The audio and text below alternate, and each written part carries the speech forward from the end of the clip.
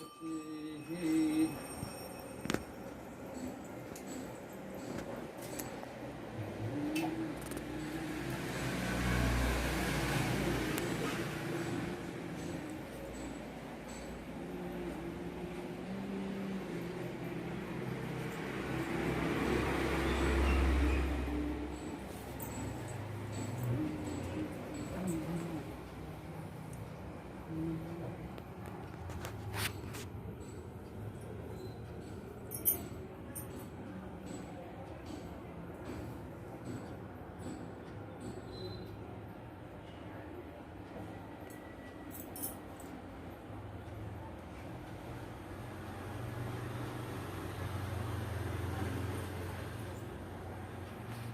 नमस्कार, राम राम। आइए हम लोग घट स्थापना जो करते हैं उसके लिए यहाँ पे जौ को पहले से मैंने भिगोया है, इसको आप देख सकते हैं पास से। और इसको हमने मिट्टी में ऐसे मिला लिया है और कुछ भाग को पहले ही यहाँ पर डाल दिए हैं, आप आके देख सकते हैं यहाँ पे। और यहाँ पे देखिए, ये यहाँ पे बनाने के बाद एक हमको एक दिए की व्यवस्था करनी रहती है। तो दिए के लिए एक मिट्टी का एक बर्तन आता है, इसको हम मार्केट से लेकर के मध्य में रखेंगे और इसमें फिर से पुनः जो मिला हुआ जौ है उसको हमको अब तिल का तेल या सरसों का तेल या विशेष रूप से माता जी संबंधी रिफाइंड को छोड़ करके दूसरे तेल को आप प्रयोग करिए। यहाँ पर इसको पूरा डाल देना चाहिए। ऐसे डालने के बाद आप अगर अखंड दीप कर रहे हैं तो और बड़ा दिया ले लीजिए, लेकिन घर में अगर आप पाठ तक करना चाहें तो पाठ के रूप में इतना पर्याप्त है दिया। और उसके बाद हमको कोई बाती का प्रयोग करना रहता है और इस बाती को आप चाहे तो काट सकते हैं, अलग अलग भाग में इतना बड़ा भाग काट सकते हैं, या तो फिर इसको ऐसे करके लपेटा जाता है और लपेटने के बाद इसको इसी में भिगो दिया जाता है। और भिगो देने के बाद इसके एक कोने को ऐसा भिगोने के बाद यहाँ से ले लिया जाता है। जिस दिशा में पूर्व हो उधर की ओर आपको कर लेना है। पूर्व की ओर करने के बाद आपको यहाँ पर माता रानी का नाम लेते हुए उसको प्रज्वलित करना है। प्रेम से बोलिए दुर्गा भवानी की जय, माता रानी की जय।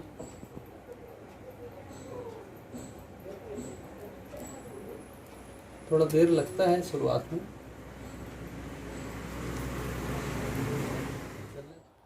मित्रों नमस्कार, राम राम। मैं आचार्य तरुण शर्मा सरल ज्योतिष के इस पूजा पाठ के अंक में आज नवरात्रि पूजा यानी माता जी की पूजा जो सेवा कार्य जो है उसमें लगा हुआ हूँ। उसमें आप सभी को मैं बताने वाला हूँ कि सरल विधि से हम कैसे पूजा कर सकते हैं। वैसे तो पूजा विधि जो है जितना ज़्यादा माता रानी की सेवा हम करें वो कम है, लेकिन जब हम लोग श्रद्धा भाव से कोई पूजा करते हैं, श्रद्धा भाव से प्रेम भाव से करते हैं तो माता रानी अवश्य सुनती है। तो माता जी का कोई भी विग्रह, कोई भी फ़ोटो आपके घर में हो, कुछ ना हो तो एक सुपाड़ी जो है सुपाड़ी हल्दी जो है गौरी गणेश के रूप में माता रानी जी की पूजा में लगा सकते हैं। साथ ही साथ और व्यवस्था बने तो यहाँ पे आप देख सकते हैं मैंने गौरी गणेश की व्यवस्था की है। 7 हल्दी से सप्तघृत मातृका की व्यवस्था की है। अंतिम एक सुपाड़ी भी रखा हुआ हूँ, फ़ोटो मैं भेज दूंगा। साथ ही साथ यहाँ पे पंचायतन देवता है, पंचायतन देवता को भी रखना चाहिए। और यहाँ पे नवग्रह देवता है, इनको भी मैं रखा हूँ। और यहाँ पे माता जी का एक विग्रह है, उसको भी दिखाऊंगा, वीडियो में आप देख सकते हैं। साथ ही साथ ये कलश की भी व्यवस्था किए हैं। और आप बोलेंगे कि दिए की व्यवस्था कहाँ है, तो दिए की व्यवस्था यहाँ ऊपर में मैंने सेफ जोन पे बहुत अच्छे से की हुई है। हमको ऐसे करना चाहिए। अब हम लोगों ने बहुत सारे वीडियो में देखे हुए हैं कि क्या क्या पूजा व्यवस्था है। चलिए आइए एक बार वीडियो में हम देखते हैं कि कैसी पूजा व्यवस्था हमको करनी चाहिए।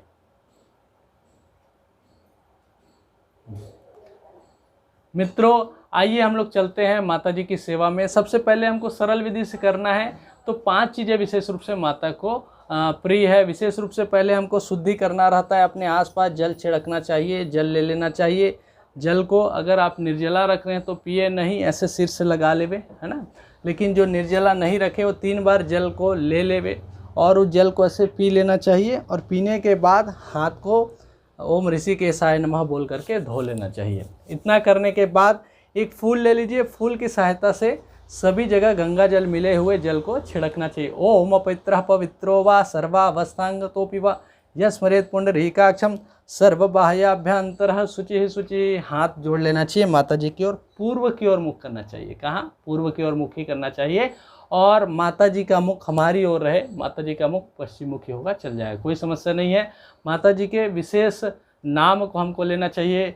ओम नमो देव्यै महादेव्यै शिवायै सततं नमः। नमः प्रकृत्यै भद्रायै नियता प्रणता स्मतां जयंती मंगला काली भद्रकाली कपालिनी दुर्गा क्षमा शिवा धात्री स्वाहा स्वधा नमोस्तुते। बोला गया है गणेश जी की पूजा से प्रारंभ होता है। कोई भी कार्य है तो गणेश जी का ध्यान कर लीजिए। श्री गणेशाय नमः। ओम गंगणपतये नमः। सुमुखस्यैकदन्तस्य कपिलो गजकर्णकः लंबोदरस्य विकटो विघ्ननाशो विनायकः धूम्रकेतुर्गणाध्यक्षो भालचंद्रो गजाननः द्वादशैतानि नामानि यह पृथेक्षणि। यद्यपि यहाँ पे गौरी गणेश के पास छोड़ देना चाहिए, प्रणाम कर लेना चाहिए। और हमेशा चावल अक्षत चढ़ाने के बाद जल थोड़ा सा गिरा लेना चाहिए, छोड़ देना चाहिए, क्योंकि चावल जो है फूल है टूटा नहीं होना चाहिए। अगर हम ऐसा करते हैं तो उसका दोष नहीं लगता, जल छोड़ने से दोष नहीं लगता। अब यहाँ पे बात आती है कि गौरी गणेश की पूजा हुई, पर हमको विशेष रूप से ये ध्यान रखना है कि पहले संकल्प लिया जाता है। संकल्प के लिए हमको ऐसे व्यवस्था करनी पड़ी। एक प्लेट या दोना ले लीजिए, उसमें एक फल रख लेना है, चावल फूल रख लेना है, इसमें चावल फूल रख लेवे, और एक सिक्का रखना है, और सुपारी और हल्दी। चावल फूल, सिक्का, सुपारी, हल्दी और एक फल रखना चाहिए। इसको रख करके माता से विनती करना है, देवी देवताओं से। ओम विष्णुवे नमः, ओम विष्णुवे नमः, ओम विष्णुवे नमः बोलिए। अपना नाम, अहम, अपने गोत्र का नाम ले लीजिए या सरनेम ले लीजिए। बोलिए आद्य नवरात्रि पर्यंत शुभ पूजन प्रारंभ करिष्ये। देवी देवता प्रसन्नता मनोकामना पूर्ति हेतु अहम शुभ पूजन यथाशक्ति यथा भक्ति करिष्ये। यथाशक्ति यथा भक्ति मैं इस पूजा को करूँगी माता, ऐसा अपने को भाव से इसको जल छोड़ना चाहिए। इसके बाद हमको हर पूजा में पहला चीज़ ये करना है कि भगवान को भगवान जी को जल छोड़ लीजिए। ओम गंगा सरस्वती रेवा पश्चिम नर्मदा जले स्नापितोऽसि में देवता शांति प्रयच्छ में। अब आप बोलेंगे भगवान जी को जल छोड़ रहे हैं, लेकिन भगवान जी का आवाहन भी तो करना है। तो आवाहन के लिए हाथ में चावल फूल ले लीजिए और बोलिए श्री गौरी गणेश नवग्रह सप्तघृत मातृका पंचायतन देवता गौरी माता आवाहनार्थे पुष्पम अक्षतम समर्पयामि। ऐसे सब में छोड़ दीजिए। सब में छोड़ने के बाद जल को छोड़ना चाहिए 4 बार। ओम पादयोर पाद्यम हस्तयोर अर्घमुखम सर्वांगे स्नानियम जलम समर्पयामि। 4 बार जल छोड़ा जाता है, पैर धोने के लिए, हाथ धोने के लिए, मुंह धोने के लिए और स्नान के लिए। इसके बाद हमको करना क्या है, भगवान जी के पास हमको वस्त्र छोड़ना चाहिए। वस्त्र नहीं है तो हमको यहाँ से ये मौली धागा को ऐसे लेना चाहिए और इसको ऐसे लपेटने के बाद इस रूप में ये वस्त्र बन जाता है। और वस्त्र को भगवान के पास छोड़ना चाहिए और जल को चढ़ाना चाहिए। ऐसे ही सभी देवताओं के लिए हमको करना चाहिए।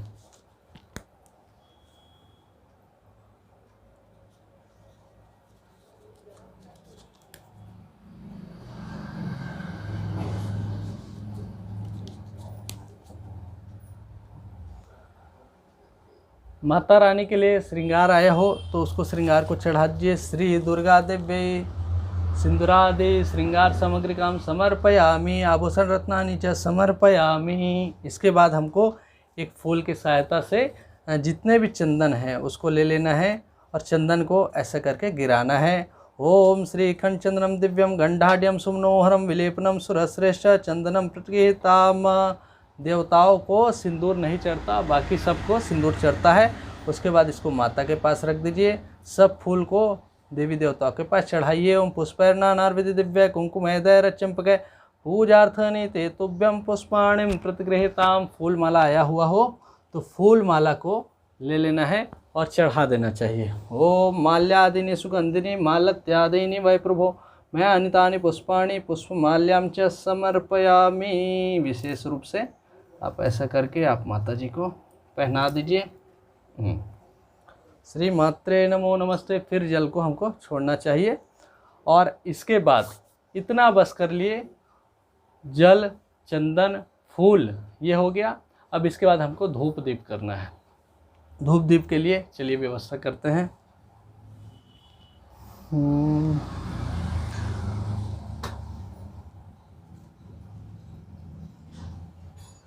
धूप दीप के लिए मैंने एक व्यवस्था की हुई है। यहाँ पे कंडे में पहले से ही मैंने घी डाल दिया हुआ है। चलिए इसको प्रज्वलित करते हैं। अब यहाँ पर आप देखिए कि अब मैंने कपूर डाल दिया है और कपूर को यहाँ से प्रज्वलित करिए।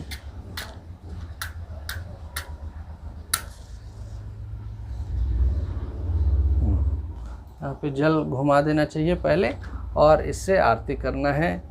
ओम हरि ओम सर्वदेवी देवताभ्यो प्रेताम नमः।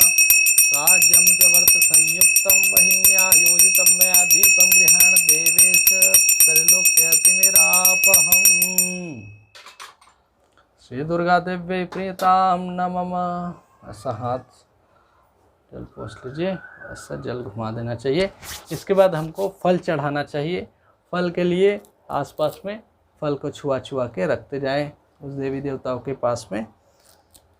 पुष्प फल सब आसपास रहना चाहिए तो ज़्यादा अच्छा माना गया है। आपके पास दोने की व्यवस्था है तो और अच्छी बात है, नहीं तो आपको ऐसे ही रख लेना चाहिए। क्योंकि हम लोग घर पे कैसे पूजा करें इसकी व्यवस्था पे हम चर्चा कर रहे हैं।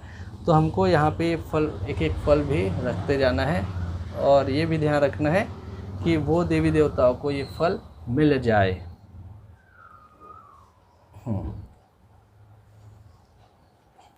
ठीक है। अब हमको नींबू जो है उसको भी माता जी को समर्पित करना है। नींबू के बारे में एक अच्छा उपाय बताऊंगा आप लोगों को। ये नींबू है, 5 या 6 नींबू को हमको माता जी के पास रख देना चाहिए या माला बना करके हमको पहना देना चाहिए। इसको माता जी के पास आपको रखना चाहिए। इससे हमको विशेष रूप से लाभ मिलता है। घर में कोई प्रकार का दोष हो उससे मुक्ति मिलती है। अब हम आगे बढ़ते हैं कि ये सब तो हो गया, लेकिन विशेष रूप से माता जी का जो हम लोग फूल वगैरह लाए हैं तो उसको ऐसे पंखुड़ी को खोलना रहता है और पंखुड़ी को खोलने के बाद माता जी को उसको हमको समर्पित करना रहता है। श्री मात्रे नमो नमस्ते, ऐसा करके आप खोल लीजिए और माता जी को समर्पित कर दीजिए।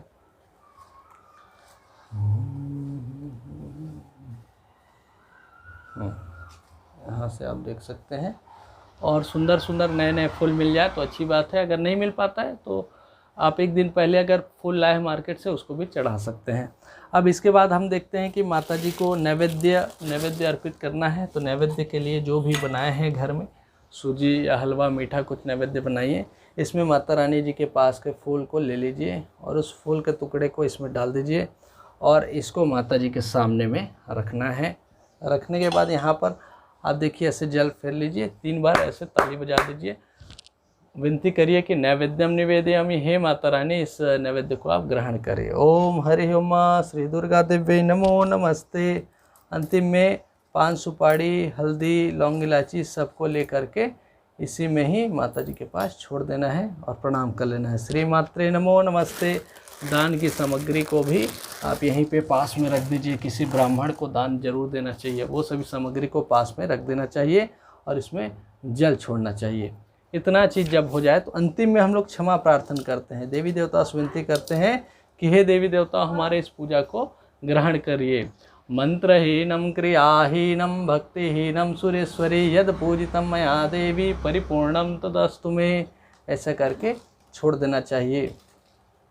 पुष्पांजलिम समर्पयामि नमस्करोमि, फिर थोड़ा सा जल लेके अपने आसन के नीचे छोड़ना चाहिए।